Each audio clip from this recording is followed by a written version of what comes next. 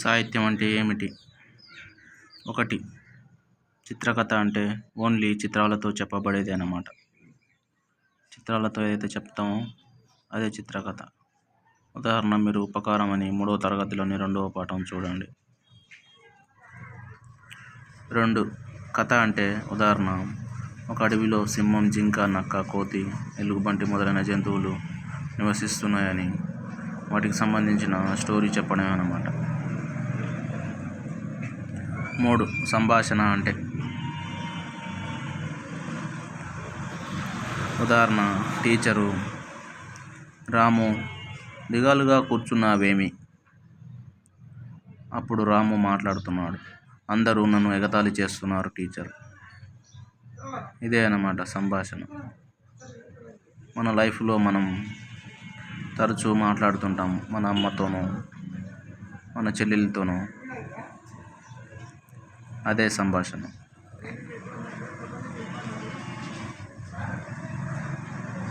గేయ కథ అంటే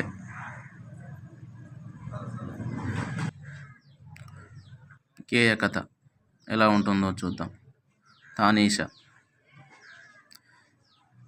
ఏ దేశము నుండు వారు మీరు ఎందుండి ఇటు వచ్చిచ్చినారు?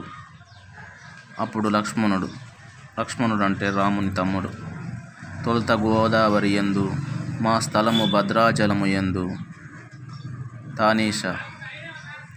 ఎవరి జవ్వనాలు మీరు మిమ్మెవరు పంపగా వచ్చినారు? అంటే రాగం తీస్తూ పాడుతారన్నమాట. ఏ దేశము నుండు వారు మీరు ఎందుండి ఇటు వచ్చినారు? తొలుత గోదావరి యందు మా స్థలము భద్రాచలము యందు. ఎవరి జవ్వనాలు మీరు మిమ్మెవరు పంపగా వచ్చినారు? దాస జవనాలు మేము రామదాసు పంపగా వచ్చినాము. ఇలా ఇదే గేయ కథ అన్నమాట. గేయంలో కథ చెప్పడమే గేయ కథ. కావ్యం వర్ణన ప్రధానంగా సాగుతుంది. ఈ కావ్యానికి సంబంధించిన వివరణ అన్నమాట, గేయ కథకు సంబంధించిన వివరణ కాదు. కావ్యం అనేది వర్ణన ప్రధానంగా సాగుతుంది. కావ్యాలు రాస్తారు కదా, ఇప్పుడు ఎవరు పెద్దగా రాస్తలేరు అనుకోండి, అది వేరే విషయం. నెక్స్ట్, చరిత్ర ఆధారంగా రచించిన కావ్యం చారిత్రక కావ్యం అంటారు. చరిత్రను ఆధారం చేసుకొని రాసిన కావ్యం అన్నమాట. 5, విశిష్టమైన సాహిత్య ప్రక్రియలో పద్యం ఒకటి. పద్యం ఛందోబద్ధమైంది, లయాత్మకంగా, గానయోగంగా ఉంటుంది, ధారణకు అనువుగా ఉంటుంది. అందుకే మన ప్రాచీన కవులు స్తుతులు, శాస్త్ర విషయాలు, నైతిక విషయాలని పద్యాల్లో చొప్పించి అందించారు. పద్య ప్రక్రియలో శతకం ఒక భాగం. పద్యం రసానుభూతిని ఆస్వాదిస్తూ నైతిక విలువలని పెంపొందించుకుందాం. అభినందన వ్యాసం. అభినందన వ్యాసం అంటే గొప్పవారి జీవితాన్ని, వారి మహోన్నత వ్యక్తిత్వాన్ని విశ్లేషిస్తూ ప్రశంసించడం అంటే పొగడడం, రాసే వ్యాసమే అభినందన వ్యాసం అన్నమాట. నెక్స్ట్, 6వది, ఏదైనా ఒక అంశాన్ని కొసమెరుపుతోనో, వ్యంగ్యంతోనో, చురకతోనో తక్కువ పంక్తుల్లో చెప్పడమే మినీ కవిత అన్నమాట. 5వది విశిష్టమైన సాహిత్యం గురించి. నెక్స్ట్, అభినందన వ్యాసం గురించి. నెంబర్లు తప్పుగా పడ్డాయి, అభినందన వ్యాసం కాడ 6 రావాలి, కన్ఫ్యూజ్ కాకండి. ఇప్పుడు మినీ కవితకు సంబంధించిన ఉదాహరణ తెలుసుకుందాం. ఉదాహరణ, నగారా మోగిందా, నయాగారా దుమ్కిందా, 4 రోడ్ల కూడలిలో ఏమది? అదే నగరారణ్య హోరు, నరుడి జీవన ఘోష. 2, తల్లి ఒడి వంటి పల్లె సీమలనొదిలి తరలి వచ్చిన పేద రైతులు, ఇనిపెట్టెల్లాంటి ఈ పట్టణంలో ఊపిరాడని మీ బతుకులు. సుమారుగా ఇలాంటివి 40 పంక్తులు మొత్తం. తర్వాత, సాహిత్యంలో ఎన్నో ప్రక్రియలు ఉన్నాయి, వాటిలో నాటకం ఒకటి. ఇది ఒక విశిష్టమైన ప్రక్రియ, అందుకే కావ్యేషు నాటకం రమ్యం అని కీర్తించారు. తర్వాత నెక్స్ట్, కవిత్వం, సంగీతం, నృత్యం, చిత్రలేఖనం, శిల్పం, అన్న లలిత కళలు సమాహార రూపం. నాటకం ప్రసిద్ధ కథను తీసుకొని రాసిన నాటకాన్ని ప్రఖ్యాతమని, కల్పించి లేదా ఊహించి రాసే నాటకాన్ని ఉత్పాద్యమని అంటారు. ప్రఖ్యాతం, ఉత్పాద్యం కలిసి ఉంటే మిశ్రమం. నాటకం దృశ్య శ్రవ్య కావ్యం. ప్రేక్షకులపై, పాఠకులపై బలమైన ముద్ర వేస్తుంది. నాటకం, నాటిక రెండింటినీ సమానార్థాలుగా వాడుతున్నప్పటికీ నిడివి దృష్ట్యా నాటకం చిన్నదన్నమాట.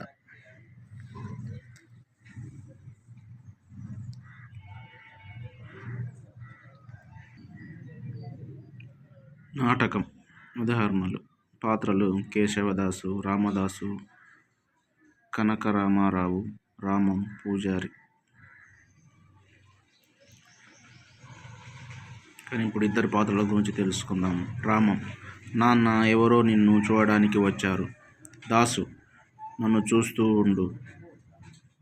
కన్ను, ముక్కు, చెవులు అందరికీ మళ్ళేనే ఉన్నాయి కదరా నాకును. నన్ను చూసి ఏం చేస్తాడు? పెళ్లి సంబంధానికి వచ్చాడా అంటాడన్నమాట. నెక్స్ట్ పద్యనాటకం గురించి తెలుసుకుందాం. పద్యనాటకం తెలుగులో వచ్చిన నాటకాలను వస్తువు అంటే అంశం అని అర్థం. వస్తువు దృష్టితో పౌరాణిక, చారిత్రక, సాంఘికాలుగా విభజించవచ్చు. రూపాన్ని బట్టి పద్యనాటకం, వచన నాటకంగా చెప్పవచ్చు. పద్య నాటకాలు ప్రేక్షకుల మనసును ఎక్కువగా దోచుకున్నాయి. పాత్రల సంభాషణ మధ్యలో సందర్భానుసారంగా పద్యాలు కూడా ఉంటాయి. హార్మోనియం సహకారంతో రాగాలాపన సాగుతుంది. దీంతో నాటకం రసరమ్యంగా రూపుదిద్దుకుంటుంది. నాటక ప్రదర్శన తెల్లారే వరకు కొనసాగేది. చాలా సందర్భాల్లో చుట్టుముట్టువారు కాలినడకన బండ్లపై వచ్చేవారు. విజ్ఞానాన్ని అందిస్తూ ప్రజాదరణ చురుగ్గొన్న ప్రక్రియ పద్యనాటకం. కావ్యాన్ని ద్విపద ఛందస్సులో రాస్తే దాన్ని ద్విపద కావ్యం అంటారు. ఇప్పుడు ద్విపదకు సంబంధించిన లక్షణం తెలుసుకుందాం. ద్విపద అనేది ఒక జాతి పద్యం అన్నమాట. ఈ జాతి పద్యాలకు మాత్రా ఛందస్సును ఉపయోగించి రాస్తారు. 1. ఇందులో ప్రతి పాదంలో 2 పాదాలు ఉంటాయి. అంటే 2 లైన్లు ఉంటాయని అర్థం. 2. ప్రతి పాదంలో వరుసగా 3 ఇంద్రగణాలు, 1 సూర్యగణం ఉంటాయి. 3. మూడవ గణం మొదటి అక్షరం యతి. యతి లేని చోట ప్రాస యతి చెల్లుతుంది. 4. ప్రాస నియమం ఉంటుంది. 5. ప్రాస నియమం లేని ద్విపదను మంజరి ద్విపద అంటారు. 6. ద్విపద ప్రక్రియలో రచన చేసిన వారు పోల్కుర్కి సోమనాథుడు. ఈయననే పాల్కురికి సోమనాథుడు అంటారు. గోన బుద్ధారెడ్డి, గౌరవన శ్రీనాథుడు, తాళపాక తిమ్మక్క పలువురు ద్విపద ప్రక్రియలో రాశారు. తాళపాక చిన్నన్న, తరిగొండ వెంగమాంబ మొదలైన వారు రాశారు. ఉదాహరణ చూద్దాం ద్విపద గురించి. మకర తోరణములు, మణి తోరణములు, ముకుర తోరణములు, మునుగట్ట బనీచి. ఇది ద్విపదకు సంబంధించిన పద్యం. తర్వాత ఒక గ్రంథాన్ని, ఆ గ్రంథ నేపథ్యాన్ని, లక్ష్యాలను పరిచయం చేస్తూ ఆ గ్రంథ రచయిత కానీ, వేరే రచయిత కానీ, విమర్శకుడు కానీ రాసే పరిశీలనాత్మక పరిచయ వాక్యాలను పీఠిక అంటారు. దీనికి ముందు మాట అని కూడా అంటారు. ప్రస్తావనని, తొలి పలుకని, మున్నుడి అని, ఆముఖం పేర్లెన్నో ఉన్నాయి.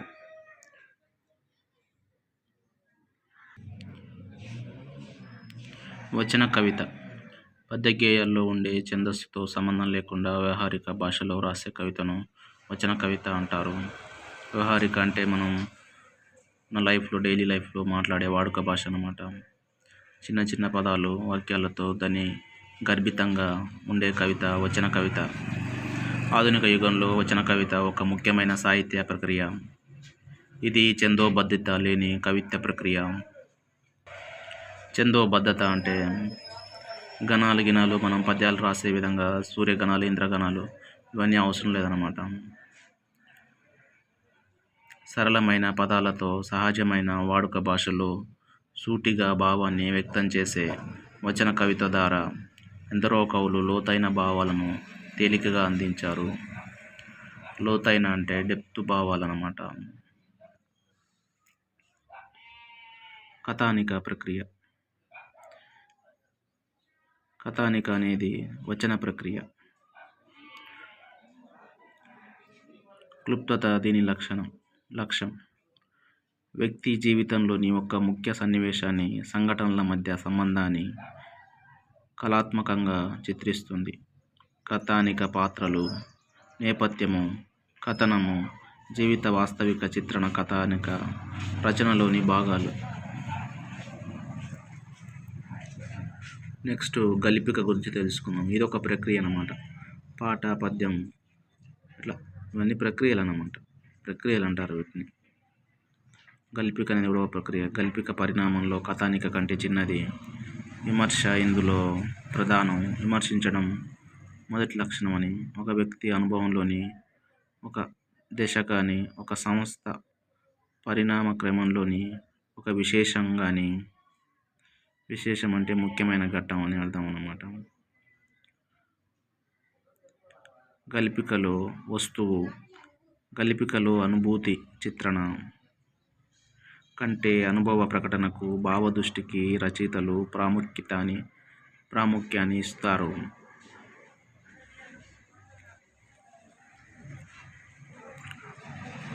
వైజ్ఞానిక కల్పనా వ్యాసం.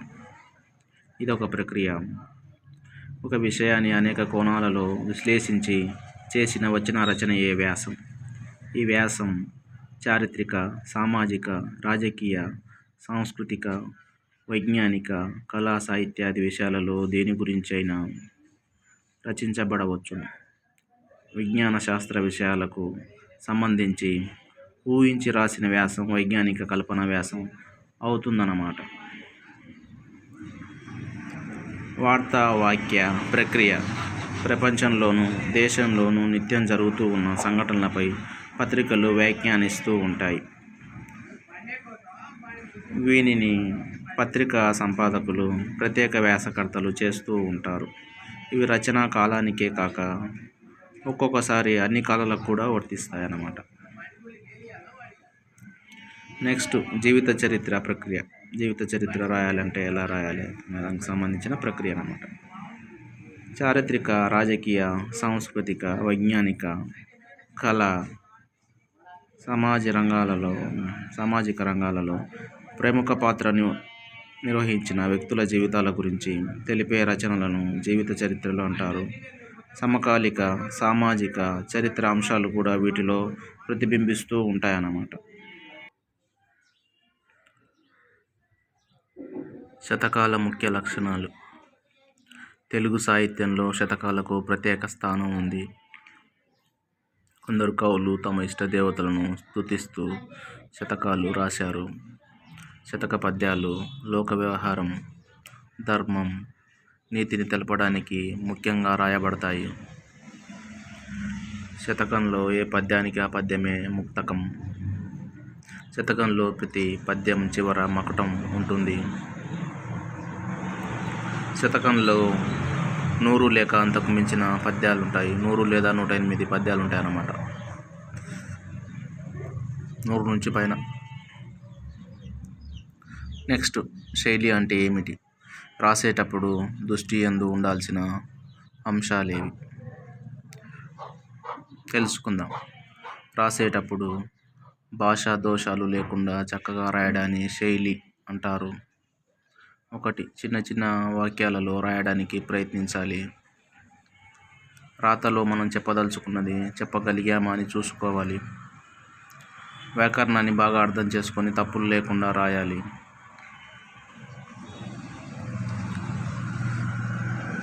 నెక్స్ట్ కవితలో ఉండే కొన్ని ముఖ్య అంశాల గురించి తెలుసుకుందాం. కవిత గేయానికి దగ్గరగా ఉంటుంది. ప్రాస వల్ల దగ్గర ఉంటుందన్నమాట. గేయానికి పాడుకోవడానికి అనువుగా ఉంటుంది. కవిత నూతన భావాలను తెలిపే రచన. కవిత పాడుకోవడానికి కంటే ఆలోచించడానికి ఎక్కువ ఉపయోగపడుతుంది. మనసుకు అందని భావాలను కవితలో పొందుపరచవచ్చు. కవితలో ఆర్ద్రత, పదాల విరుపు, లయ, సామూహిక ప్రయోజనం ఇమిడి ఉన్నాయి. కవిత లలిత కళల్లో అతి ఉన్నత స్థానం గలదన్నమాట. గేయ రచన గురించి. గేయ రచనలు పాడడానికి వీలుగా ఉంటాయి. రాగ, తాళ, శృతి, లయలకు ఒదిగి ఉంటాయి. పద్య ఛందస్సులోని గణాల వలె కాకుండా లయాన్వితంగా సాగుతుంది. లయ అంటే సమతూకం అన్నమాట. మాత్రా ఛందస్సులో ఉంటుంది కాబట్టి పై వాక్యం కింది వాక్యం సమతూకంలో ఉంటుంది. వాక్యాన్ని సగం సగం చేసిన సమతూకంలో ఉంటుంది కొన్ని పాటలైతే. దీనిలోని సాహిత్యం రసాస్వాదనంగా కూడా ఉంటుందన్నమాట. భాష అంటే ఏమిటి? నిఘంటు వ్యాకరణాల కలయిక. మాటల నిధినే నిఘంటు అని చెప్పవచ్చు. నిర్ణీత పద్ధతుల్లోని పదాల, వాక్యాల నియమాలనే వ్యాకరణం అంటారు. వ్యాకరణ నిర్మాణం ద్వారా ఆయా భాషలను మాట్లాడే వారికి ప్రామాణికత అనేది వస్తుందన్నమాట. ఇతర భాషల వారు మన భాషను నేర్చుకునేందుకు సులభం అవుతుంది ఈ వ్యాకరణం వల్ల. నెక్స్ట్, శ్రీనాథుని కవితా లక్షణములు కొన్ని తెలుసుకుందాం. సంస్కృత పదప్రౌఢి, తర్వాత సమాస భూయిష్టత అధికంగా కనిపిస్తుంటాయి శ్రీనాథుని కవితా లక్షణములను మనం పరిశీలిస్తే. తర్వాత నెక్స్ట్, నదీ ప్రవాహ వేగాన్ని, గమనాన్ని వివరించేటప్పుడు ఒకే రకమైన క్రియలను రెండుసార్లు ప్రయోగించడం విశేషం. మలిగి, మలంగి మొదలైన క్రియలను ఈ సందర్భంలో అర్ధబిందు, పూర్ణ బిందువులతో రెండుసార్లు ప్రయోగించి ప్రవాహ వేగాన్ని ధ్వనింపజేశాడు. మలిగి, మలంగి ప్రవాహం ఎలా ఉంటుంది అదనేది కళ్ళకు కట్టినట్టు శబ్ద చాతుర్యం, శృత పాండిత్యం అంటారు ఇలా రాస్తే. తర్వాత నెక్స్ట్, ఏకాంకిక అంటే నాటక ప్రక్రియలో ఒక అంకంలో కథాంశాన్ని ప్రదర్శించే విధానాన్ని ఏకాంకిక అంటారు. ఇప్పుడు నన్నయ్య శైలి గురించి తెలుసుకుందాం. నన్నయ్య శైలి ఎందరో కవులకు ఆదర్శవంతమైనది. చక్కనైన తెలుగు పదాలతో గమనము, సన్నివేశాలను కంటికి కనిపించినట్లు వ్రాసేవారు. మూల కథను తన రచనా అవసరాలకు అనుగుణంగా కుదించుట, పెంచుట నన్నయ్య లోకజ్ఞతకు నిదర్శనం. లౌకిక ప్రయోజనం గురించి కాకుండా లోక శ్రేయస్సు కోసం రచన చేసిన నన్నయ్య గురించి వేరువేరు కాలాల్లో మహాకవులు అందరూ గౌరవంగా మాట్లాడారు. నన్నయ్య గారి భారతం రచన ఒక యజ్ఞం. కవులందరికీ తెలుగు పదాలకు చక్కటి రూపమునిచ్చి అల్ప పదాలలో అనంత అర్థాలను నిక్షిప్తం చేసి తర్వాతి తరం కవులకు ఆదర్శవంతమైన వారు నన్నయ్య. కవిత్రయంలో మొదటివారై తిక్కన, ఎర్రనల కన్నా భిన్నగా పద్యాలను ప్రయోగించి ప్రబంధ కవులకు సాహిత్యము మార్గదర్శకులై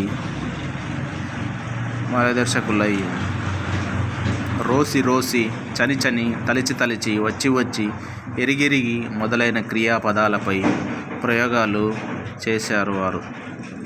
నాటకీయతను, పాత్ర చిత్రణ, మనోగత భావాల వర్ణన, అభినయాల ద్వారా నన్నయ్య భాషలోని గొప్పతనాన్ని సాధించారు.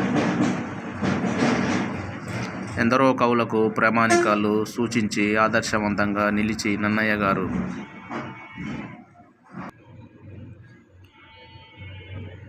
కవిత్వం గురించి తెలుసుకుందాం ఇప్పుడు. ఆలోచింపజేసేదే కవిత్వం. శిల్పంలో, చిత్రలేఖనంలో నెరవేరని ప్రయోజనాన్ని కవిత్వం అనే కళ నెరవేరుస్తుంది. అందుకే పెద్దలు లలిత కళల్లో కవిత్వానికి మొదటి స్థానాన్ని ఇచ్చారు. ఒక జాతి సంస్కృతి, విజ్ఞానం కవుల కావ్యాల వల్ల తెలుస్తుంది. మానవ జాతికి కవిత్వం అద్దం వంటిది.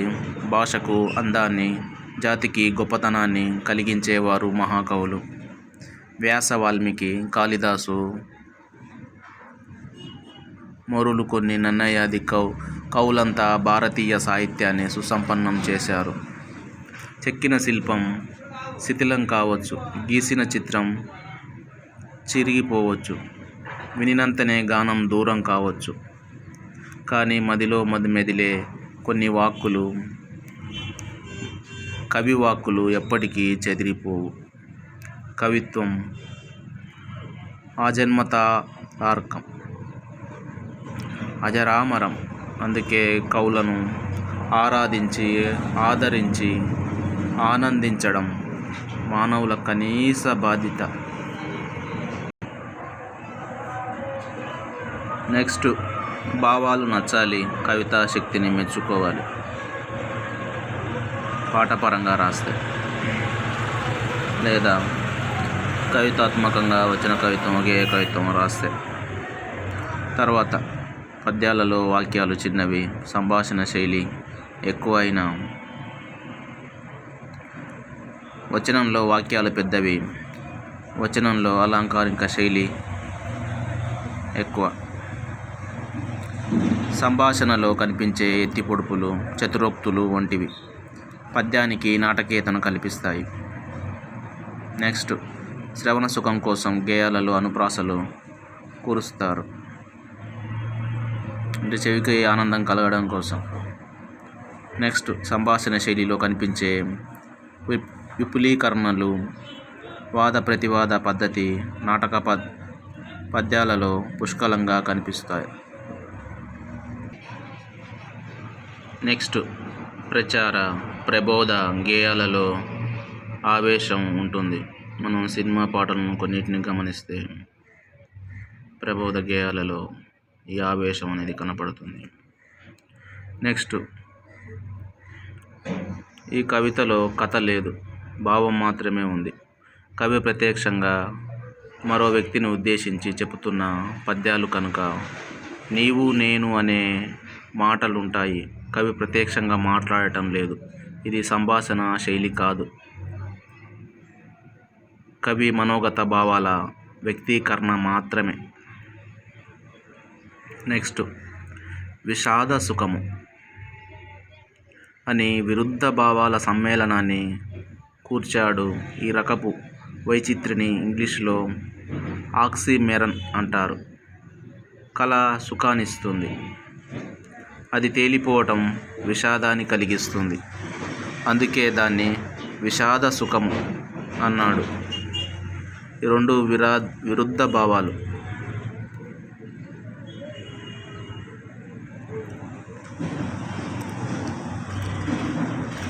పాటలకి సంగీత గుణం ఉండాలి, అంటే ప్రాస ఉండాలి.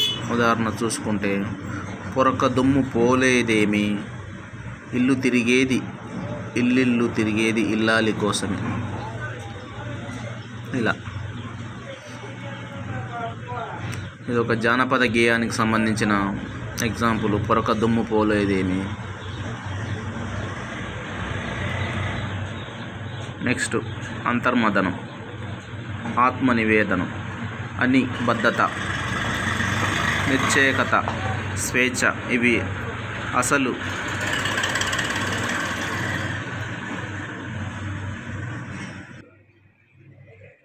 శతక లక్షణాలు. ఇవి చాలా రోజులు నేను రాసి, శతక అనేది నా అక్షరం లాగా పడ్డది, ఏంది ఇది ఇలా పడ్డదని చెప్పి పరిశీలన చూస్తున్నాను, ఆలోచిస్తున్నాను.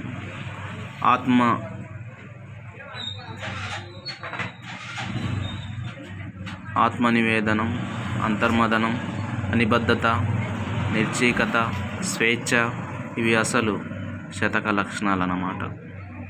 నెక్స్ట్, పాండిత్యపు గడసరితనం. ఈ పదం పూర్తి అర్థం ఇయ్యాలంటే అధిక దీర్ఘంతో చదువుకోవాల్సిందే. చాలా స్వల్ప విషయాలకు వర్ణనలను ప్రౌఢ సమాసాలు వాడటం, అతి గంభీర భావాలకు అతి తేలిక మాటలు వాడటం.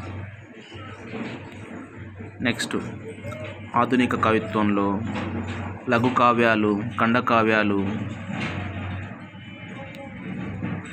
వచ్చిన తర్వాత పద్య రచనలో శ్రద్ధ ఎక్కువైంది. దారశుద్ధి అనే మాట పద్య రచనా సంప్రదాయాల్లో ఒక విలువగా స్థాపితమైంది. పద్యాన్ని చివరిదాకా చదవాలనిపించడం దారశుద్ధి అనుకోవచ్చు. జ్ఞాపకం ఉండే గుణం ఉన్నాయన్నమాట. శబ్ద సంయోజనంలో దారశుద్ధికి సహాయపడే కొన్ని అంశాలను గుర్తించడం సాధ్యం కావచ్చు. కథ ఏదైనా పద్య రచనలో మెత్తదనం వదలని కవి కర్ణశ్రీ.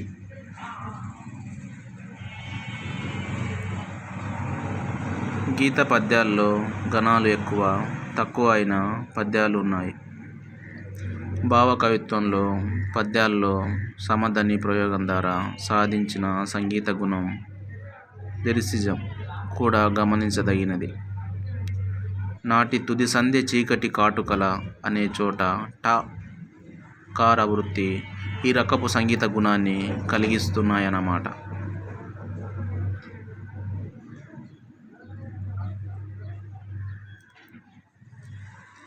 సంప్రదాయ కవితా ధోరణుల్లో ఏదైనా ఎప్పుడైనా అంతరించి పోవచ్చనే, కానీ శతకం మాత్రం శాశ్వతంగా సజీవంగా నిలిచే అవకాశం కనిపిస్తుంది. అత్యధికులు కూడా శతకాన్ని వదలలేదు.